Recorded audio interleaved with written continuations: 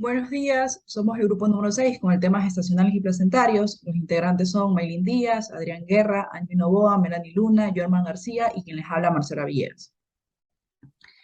Aquí podemos observar la tabla de contenidos. Vamos a iniciar con lo que son los trastornos de la gestación y la placenta. Pues bueno, las enfermedades de la gestación y los trastornos placentarios son causas muy importantes de la muerte fetal intrauterina o perinatal, también de las malformaciones congénitas, del retraso del crecimiento intrauterino, de la muerte materna y también de la morbilidad tanto para la madre como para el hijo.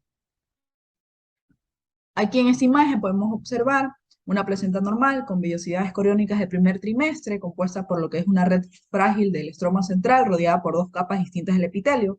Esas dos capas, como podemos observar aquí, donde están las dos flechitas, es la capa externa y la acá es la capa interna.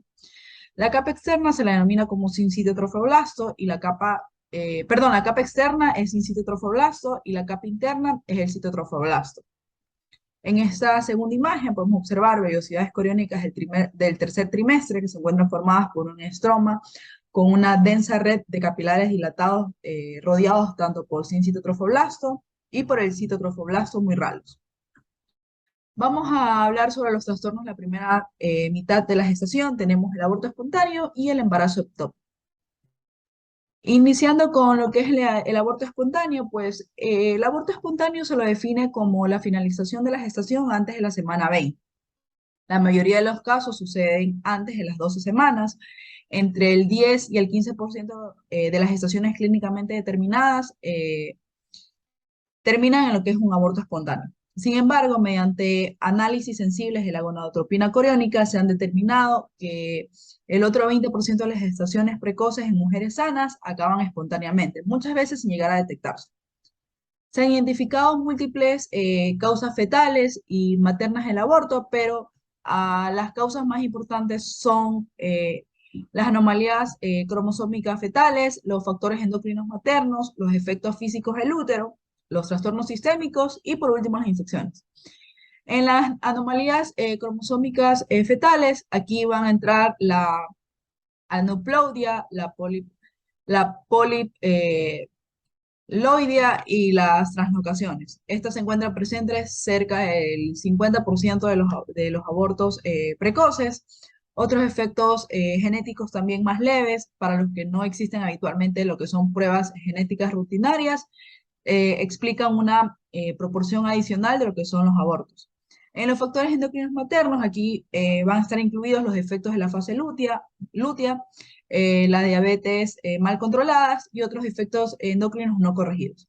En los efectos físicos del útero, aquí entran los leilomiomas submucosos, los pólipos uterinos y también los que son las malformaciones uterinas, que estas pueden impedir o alterar lo que es la implantación. En los trastornos sistémicos, esto aquí afectan a lo que es la vasculatura materna, como síndrome por anticuerpos antifosfolípidos, hipertensión y también los que son las coagulopatías. Y por último, tenemos las infecciones. Estas aquí van a ser tanto por protozoos como el toxoplasmas, bacterias como micoplasma, también lo que es la listeria o distintos virus. La infección ascendente es especialmente frecuente en lo que son los abortos del segundo trimestre. Ahora vamos a empezar con lo que es el embarazo ectópico. Pues bueno, el embarazo ectópico significa implantación del embrión en un lugar distinto a de la localización intrauterina normal. El lugar mucho más frecuente es la porción extrauterina de la trompa de falopio, cerca del 90% de los casos. Los embarazos ectópicos constituyen del 2% de las gestaciones confirmadas. El trastorno predisponente más importante se encuentra presente en el 35 al 50% de los pacientes. Es la enfermedad inflamatoria pélvica previa que produce cicatrices dentro de la luz tubárica. Ahora vamos a ver las características clínicas. Pues el embarazo ectópico evoluciona de 4 formas. Primero, tenemos una hemorragia intratubárica con formación de un hematosalpinx, que es la trompa de falopia llena de sangre. Tenemos como segundo punto la rotura tubárica con hemorragia intraperitoneal. Como tercer punto tenemos la regresión espontánea con reabsorción de los productos de la concepción. Y como cuarto punto tenemos la extrusión a la cavidad abdominal, que es el aborto tubario. En esta imagen vamos a observar una trompa normal y una trompa dañada, que es lo que les había dicho que es el hematoxalpins, que es la trompa de falopio llena de sangre. Aquí podemos observar la sangre acumulada.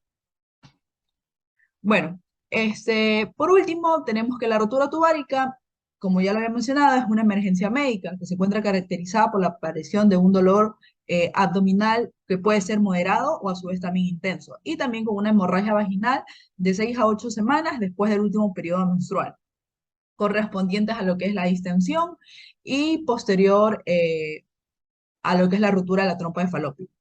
Este diagnóstico se lo debe sospechar por el incremento de las concentraciones de la gonadotropina coriónica humana, por los hallazgos ecográficos y por la presencia en una biopsia endometrial de cambios residuales sin vellosidades coriónicas.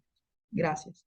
Buenos días, mi nombre es Néstor Guerra, soy estudiante del Paralelo E. Hoy les hablaré acerca de los embarazos tardíos, donde encontraremos primero las generalidades o las placentas gemelares, las cuales se deben a la fecundación de dos óvulos o la división de un óvulo fecundado. Las placentas que se producen pueden ser monocoriónicas o dicoriónicas. Esto quiere decir que un solo corión indica gemelos monocigóticos. Por lo tanto, dependiendo del momento de la separación, podrán ser monoamnióticos o diamnióticos. En los embarazos gemelares como tal, monocoriónicos, las anastomosis vasculares pueden permitir que las circulaciones fetales compartan sangre como tal. Luego tenemos las anomalías de la implantación placentaria, donde encontraremos primero la placenta previa, tal como podemos observar en esta imagen. Es una placenta implantada en el segmento uterino inferior o en el cuello uterino. Este se asocia por lo general a una hemorragia grave durante el tercer trimestre. Luego tenemos la placenta creta, la cual se va a producir cuando no existe la decidua y la placenta se adhiere de forma directa al miometrio. Al momento del parto, la placenta no se desprende y se puede producir una hemorragia con riesgo vital. Luego tenemos las infecciones placentarias, donde entre las infecciones más frecuentes son las ascendentes, y esto se debe a que a través del canal del parto van a provocar una infección de las membranas coriónicas como tal y durante el parto prematuro. A comparación de las infecciones hematógenas que se van a producir en presencia de una septicemia materna, entre las causas más principales tenemos la listeria, de los estreptococos y los gérmenes del grupo TORCH. Luego tenemos la preeclampsia, la cual es un síndrome que se caracteriza por presentar cuadros de hipertensión, proteinuria y edema. Luego tenemos la eclampsia, la cual es una forma más grave y se va a encontrar asociada a convulsiones y casos de coma. Estos síndromes se van a asociar a una disfunción sistémica del endotelio, vasoconstricción y un aumento de la permeabilidad vascular por factores derivados a la placenta. Luego, dentro de la morfología como tal, la placenta va a mostrar numerosos infartos periféricos pequeños con aceleración de la maduración de vellosidades, sugestiva isquemia crónica y hematomas retroplacentarios. Y por último, hablando de las características clínicas, la preeclampsia se produce después de la semana 34 de gestación. Su aparición es típicamente insidiosa y por lo tanto, el parto es el único tratamiento definitivo. Pero si nos referimos a formas leves previas al término, se debe tratar de forma conservadora con reposo en cama, vigilancia y tal. Pero si son formas graves, el tratamiento antihipertensivo no modifica la evolución ni el pronóstico. Gracias. Bueno, a continuación yo les voy a hablar sobre la enfermedad trofoblástica de la gestación. Tenemos que la enfermedad trofoblástica gestacional es un espectro de tumores y lesiones pseudotumorales, caracterizada por la proliferación de tejido trofoblástico. Eh, a continuación les voy a hablar sobre las diferentes enfermedades que hay. Bueno, tenemos como primer punto la mola hidatidiforme. Esta se caracteriza por la dilatación quística de las vellosidades coriónicas asociadas a proliferación trofoblástica variable. puede ser una lesión precursora del coriocarcinoma. Tenemos que el riesgo de sufrir una mola es máximo en los extremos de la edad fértil. La incidencia en Estados Unidos es de 1 por cada 1000 a 2000 embarazos. Y las molas no invasivas benignas se clasifican en completas y parciales en función de los datos histológicos, citogenéticos y de citometría de flujo que se han estudiado. Vamos a tener aquí lo que es la mola completa, la cual ocurre cuando el óvulo que ha perdido todos los cromosomas es fecundado por uno o dos espermatozoides. Por eso todo el material genético es de origen paterno. Vamos a tener que aproximadamente el 90% de las molas completas se deben a la duplicación del material genético de un solo espermatozoide. Tenemos que existe un riesgo del 2.5% del coriocarcinoma y del 15% de mola invasiva o persistente. También vamos a tener lo que es la mola parcial, que aparece cuando el óvulo con un contenido normal de cromosomas es fecundado por dos espermatozoides, y de este modo va a presentar lo que es el material genético triploide, en la cual veremos un cariotipo que será de 69XXX o 69XXY, y no aumenta el riesgo de coriocarcinoma. Aquí en las imágenes podemos ver las diferentes molas, cómo se ve una mola hidatidiforme en su estudio macroscópico. También vamos a tener lo que es la morfología macroscópica y microscópica, en la cual la morfología macroscópica podemos ver que la mola corresponde a masas de estructuras a modo de racimo de uva. Estas van a ser quísticas, translúcidas y de pared delgada. Vamos a tener que es raro encontrar partes fetales en las molas completas, pero son frecuentes en las molas parciales. También tenemos la morfología microscópica, en las cuales las molas completas muestran degeneración hidrópica de las vellosidades, una vascularización inadecuada de las mismas y una proliferación importante del trofoblasto. Tenemos que las molas parciales pueden asociarse a edema focal exclusivamente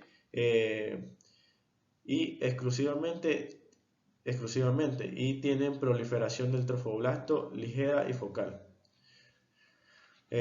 Vamos a tener las características clínicas también, en la cual la mola se diagnostica mediante el estudio de ecografía o de la determinación de la hormona gonadotrópica coriónica humana sérica, que suele mostrar unas concentraciones superiores a las observadas en un embarazo normal de edad gestacional parecida.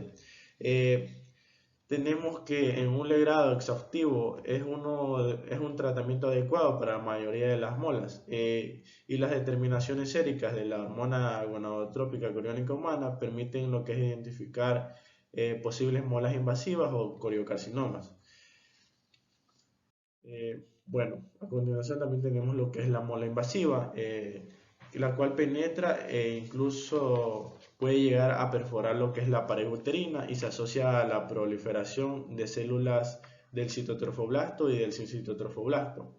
Las vellosidades pueden producir embolias a distancia, pero no crecen. Tenemos que las molas invasivas se asocian a un crecimiento persistente, a un incremento persistente de lo que es la hormona gonadotrópica coriónica humana, y el tumor va a responder bien a lo que es las quimioterapias. Aquí podemos ver cómo esta mola está invadiendo lo que es la pared uterina. También vamos a tener a continuación lo que es el coriocarcinoma, el cual el coriocarcinoma es un tumor maligno y se desarrolla en 1 a cada 20.000 o a 30.000 embarazos en Estados Unidos. La mitad se origina sobre las molas hidatidiformes, el 25% en abortos previos y el 22% en embarazos normales, como vamos a tener también lo que es el resto del porcentaje en embarazos ectópicos. Vamos a tener que estos cursan con hemorragia y secreción vaginal que pueden aparecer durante un embarazo en apariencia normal, después de un aborto o tras un legrado. vamos a tener que los títulos de la hormona gonadotrópica coriónica humana van a estar elevados por encima de los observados en una mola hidatidiforme. Es frecuente que existan metástasis extensas cuando se describe lo que es esta lesión. Vamos a tener que los coriocarcinomas estacionales son muy sensibles a lo que es la quimioterapia y se consigue tasas de remisión del 100% con una alta frecuencia de curación completa. Como podemos ver aquí en lo que es esta tomografía de la pelvis, en la cual pone en manifiesto una masa irregular, sólida y quística, que está señalada de color en ese puntito rojo y en la región uterina, con una extensión a lo que es la pelvis, y vamos a ver que hay un contraste brillante en lo que es el recto. Vamos a tener a continuación lo que es su morfología, en la cual veremos la morfología macroscópica y microscópica. Como podemos ver en la macroscópica, vemos que los tumores son masas grandes y blandas, también son carnosas y de color blanco amarillento con áreas de necrosis y hemorragia. Vamos a tener en su microscopía, las lesiones comprenden a una proliferación mixta de células del citotrofoblasto y del citotrofoblasto. Vamos a tener que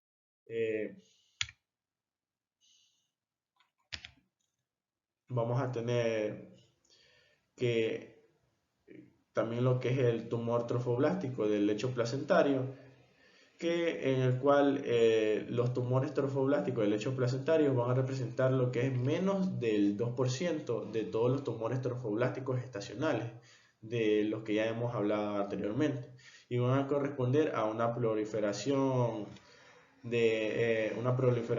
neoplásica del trofoblasto extravilloso o intermedio. La lesión se va a distinguir de un coriocarcinoma por la ausencia de células del citotrofoblasto y el citotrofoblasto, que sí las podemos ver en un coriocarcinoma. Vamos a tener que este tumor produce una cantidad menor de lo que es la hormona gonadotrópica coriónica humana, y la mayoría de los tumores trofoblásticos van a producir exclusivamente infiltración local, pero cerca del 10 al 15% va a provocar lo que es metástasis y la muerte. Bueno, gracias y eso es todo.